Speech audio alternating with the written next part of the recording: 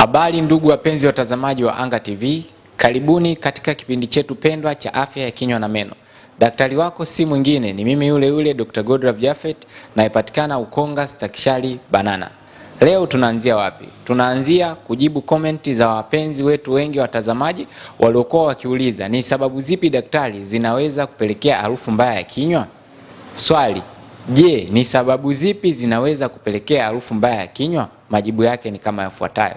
Harufu mbaya ya kinywa inaweza kusababishwa na vitu vingi, lakini mara nyingi kitu kinachoweza kupelekea harufu mbaya ya kinywa ni ugonjwa wa fizi ambao unaweza kuwa gingivitis, yani maana yake fizi kuvimba, au chronic periodontitis, maana yake ni fizi zimevimba kwa muda mrefu, mwisho umekuwa ugonjwa sugu.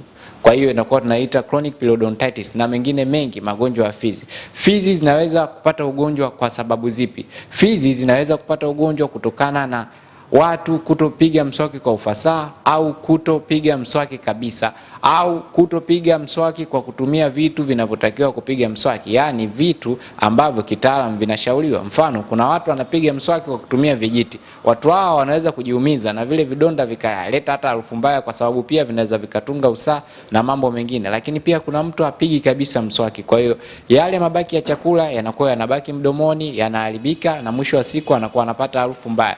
Na kama mabaki yakiharibika, nini kinatokea? Inamaanisha kama mabaki yataharibika, yatasababisha maambukizi katika zile fizi. Mwisho wa siku fizi zitavimba. Hazitoishia kuvimba tu, zitakuwa nyekundu na baadaye zitaleta maumivu. Zitakapoleta maumivu baadaye zinaweza zikatunga hata usaha. Hivyo kadri inavyokuwa inazidi kwenda, fizi zitaendelea kulika. Au wakati mwingine mtu asipopiga mswaki kwa ufasaha, anaweza kutengeneza utando fulani ambao kitaalamu tunauita calculus. Calculus ni utando fulani ambao wagonjwa wengi wanasema meno yangu yana kutu.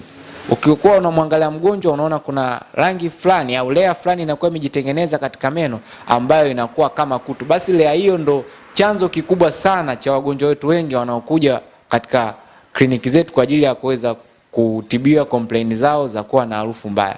Kwa hiyo inaweza kuwa sababu kubwa, lakini pia sababu nyingine inaweza kupelekea mtu kuwa na harufu mbaya ya kinywa ni vidonda vya tumbo. Mwingine anakuwa hana ugonjwa wa fizi. Ana vidonda vya tumbo. Hii pia inaweza kupelekea akatoa harufu mbaya ya kinywa. Lakini mwingine hana ugonjwa wa fizi, ana vidonda vya tumbo, lakini pia ana fungus. Fungus pia inaweza kupelekea ukatoa harufu mbaya ya kinywa, fungus za mdomoni. Kwa hiyo kiujumla, sababu kuu zinazoweza kupelekea mtu kutoa harufu mbaya ya kinywa, ya kwanza ni magonjwa ya fizi ambayo inachukua asilimia nyingi sana. Ya pili inaweza kuwa vidonda vya tumbo, na ya mwisho inaweza kuwa maambukizi mengine kama fungus. Hayo ndio mambo makuu yanaweza kusababisha harufu mbaya ya kinywa. Asante kwa kutazama kipindi chetu. Asante kwa kusubscribe, kucomment. Bado tunapokea maoni, tunawapenda sana, na tukutane kipindi kijacho.